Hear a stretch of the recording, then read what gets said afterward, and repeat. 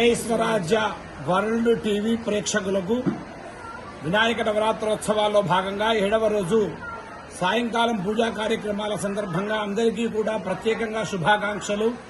శ్రీ విఘ్నేశ్వరుని యొక్క ఆశీస్సులతో ఈ రోజు జరుగుతున్నటువంటి ఒక కార్యక్రమంలో భాగంగా ముందు వేద పఠనం.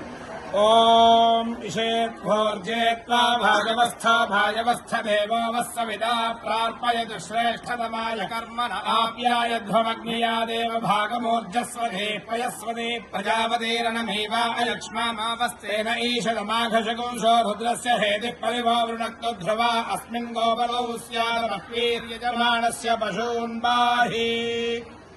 నవరాత్రోత్సవాలు 9 రోజులు అత్యంత వైభవంగా జరుగుతూ ఉంటాయి.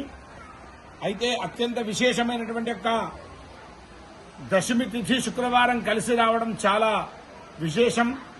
అమ్మవారికి దశమి తిథి చాలా ప్రీతికరమని చెప్పి మనకు దేవీ భాగవతం ద్వారాను దుర్గా సప్తశతి ద్వారాను తెలుస్తూ ఉంది. ఇటువంటి దశమి విజయాలకు ప్రత్యేకమైనటువంటి ఒక తిథిగా చెప్తూ ఉంటారు.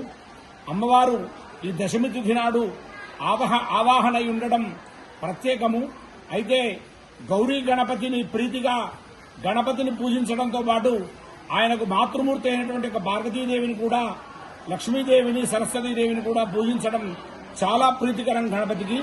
అందువల్ల ఈరోజు విశిష్టంగా 108 మంది సువాసినీల చేత అమ్మవారి ప్రీతికరంగా గణపతి యొక్క పాదాల చెంత ఆ గణపతి సాన్నిధ్యంలో అమ్మవారి ప్రీతికరంగా కుంకుమార్చన కార్యక్రమాన్ని అత్యంత శోభాయమానంగా జిఎంఆర్ టవర్స్ వారు నిర్వహించడం జరిగింది.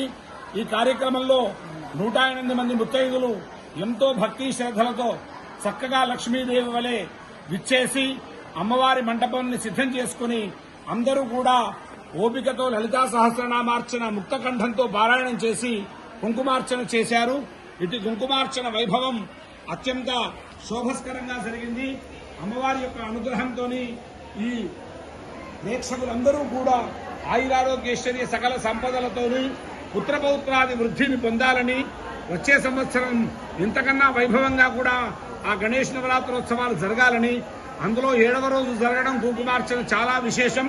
అటువంటి వైభవమైన కార్యక్రమంలో పాల్గొన్నటువంటి ఒక సువాసినులందరికీ కూడా సకల సౌభాగ్య సంపదలు వృద్ధి చెందాలని గణేష్ కమిటీ ఉత్సవ తరఫున మేమందరం కూడా వేదమూర్తులైన బ్రాహ్మణోత్తముల చేత ఆశీర్వచనాలు అందిస్తూ ముగిస్తున్నాం.